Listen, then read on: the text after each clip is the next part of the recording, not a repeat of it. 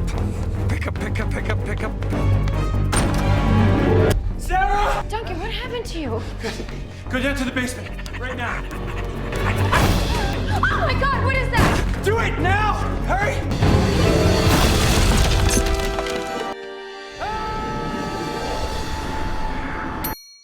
Be ready for an entertaining and very odd movie, Bad Milo. Directed by Jacob Vaughn, this horror comedy tells the story of a man plagued by a demon that lives inside his body. To be more specific, he lives up his ass. Bear with me here. Bear with me. It's crazy storyline, but it's actually pretty funny. So despite how horrific it sounds, this movie is hilarious and, believe it or not, actually has some heartwarming moments. So we're going to take a little bit of a closer look at Bad Milo and why you need to watch this movie. First of all, the acting is great. Ken Marino delivers a great performance as Duncan, a man whose stress level pretty much manifests itself into a literal monster.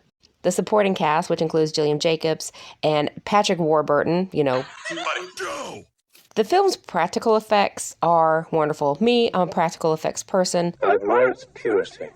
Duncan is a stressed man. He has a medical scare. He's moved from his office space to the bathroom with other cubicle mates, which is insane. And a guy named Alistair also works there, and he just annoys the hell out of Duncan. Duncan and his wife are struggling to start a family, even though the thought of raising a child scares him. His mom is married to a much younger man, which makes Duncan very uncomfortable. Oh, Mom, don't. Mom. That is not the spiciest dish at the table. That must be our special guest. Dr. Lawrence Tipp, and he runs the Tipp Center for Fertility. Are you two planning on having a baby? Not the way we do it.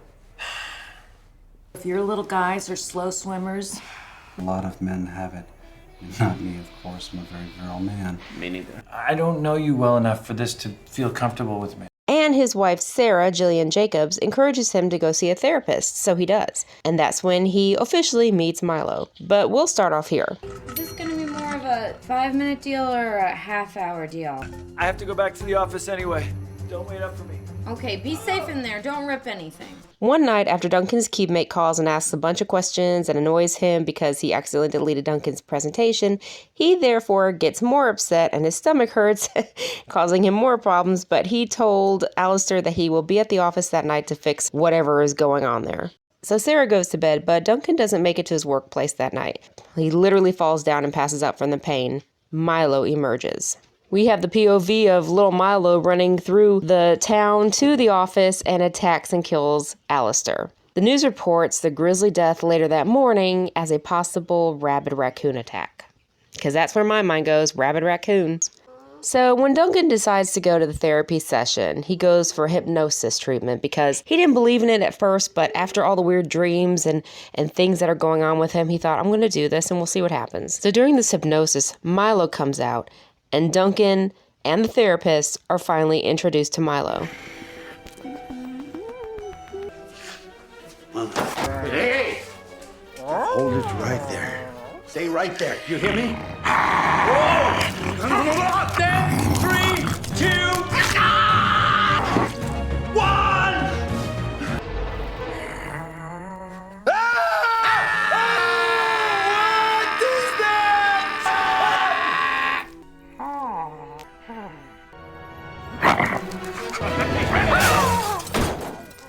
The therapist actually knows his condition. Somehow, he has a book explaining what this monster is. He says that when someone is feeling threatened, this monster, this creature comes out and attacks a threatening person.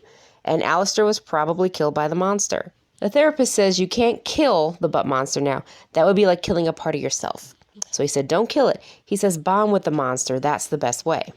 After some crude stuff that I can't show you on YouTube here, we see the fertility doctor, the one who was rude to Duncan earlier. And I'll just let you use your imagination for what Milo's doing to that fertility doctor. So Duncan and his therapist are waiting back at the office. Milo shows back up and the doctor encourages Duncan to approach Milo and bond with him. So all this time, vicious little Milo is cooing and sounds like a mogwai, and he's actually kind of cute. Hey. It's bleeding. Bond with it. Hey, Milo. Milo? Sarah likes that name. You know, he wants to come home. It's too fucking big. Please don't cuss. Come on home. Doors. Okay, come on.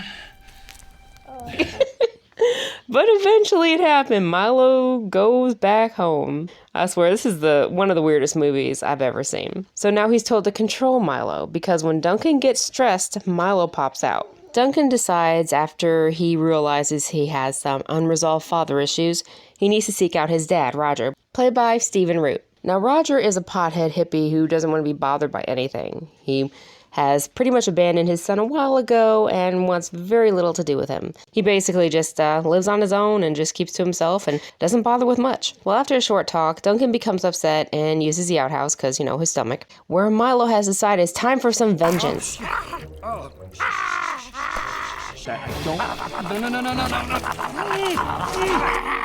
I know he's a dick. I know, but please, don't eat my father, no matter how I'm feeling. But I have something at the office. I have a lot of food. Walk inside.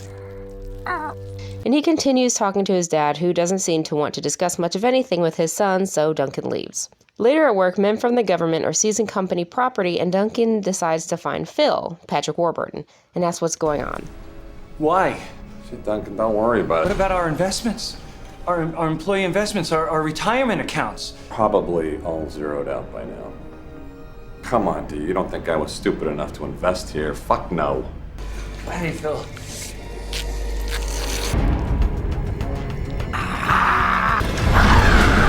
Duncan runs down to where the elevator landed, and Milo is chewing on Phil. Duncan calls 911 for another raccoon attack. Duncan gets home and explains to Sarah that Phil stole all the accounts, screwed over everyone, and the FBI took all the property. Duncan. I'm pregnant. An argument ensues, and it gets worse for Duncan's stomach pain when he sees the news is implying it's not a raccoon attack, wow, but could be the work of a serial killer. That's why all these people are dying. Duncan leaves his pregnant wife alone and goes to a hotel because he's worried Milo will come after her. But of course, he can't tell her that, not just yet. I like how when he's at the hotel and he calls Milo over, like I call my dog over to lay with me on the couch. He's like, come here, come here. He tries feeding Milo canned cat food, but Milo doesn't like it. Milo doesn't like anything but human flesh, apparently. Having Milo around is like having a toddler around, to be honest. Well, Duncan convinces his father to meet with him one last time at the therapist's office. All three men are sitting together talking when emotions get stirred up, and Duncan and his father writhe in pain on the floor. Turns out Roger has ass monster too. I can only imagine what the therapist is thinking at this point. So Roger's monster is older and withered, and Ralph is his name, by the way. Ralph is Roger's little butt monster. I'm going to keep saying that too. So the monsters are fighting, and it turns out when Milo is bitten, Duncan feels it. So they can feel the pain, or somehow they're connected with their little monsters. So Ralph is stabbed by Milo, stay with me here, and it's killing Roger. Roger apologizes to his son, all the while he and his monster seem to be dying. Milo hears Sarah is pregnant when Duncan tells his dad that he's going to be a father. So Milo gets pissed and he runs off to get Sarah. And Sarah's actually at his mother's house for a party. When Duncan runs out, his tire is slashed from the knife Milo was holding. Now Duncan reaches the house right before Milo and warns Sarah and his mom to run away. His mom tells the guests to stay outside in the backyard, and Sarah runs down to the basement.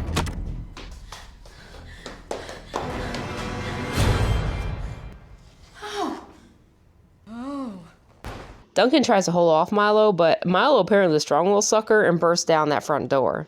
Milo makes it past Duncan and starts throwing a fit and tosses things around the kitchen. It's kind of funny because Duncan's like, Sarah's not here. And Milo picks up her purse like, yeah, she's here. In act of desperation, Milo throws himself down the kitchen sink. He makes it down the plumbing and down into the basement where Sarah's at. So Milo is attacking Sarah, who's probably has a bunch of questions right now that she needs answered, but she's fighting with this little monster. It's a thing that's living up my ass. What? Never mind, it doesn't matter.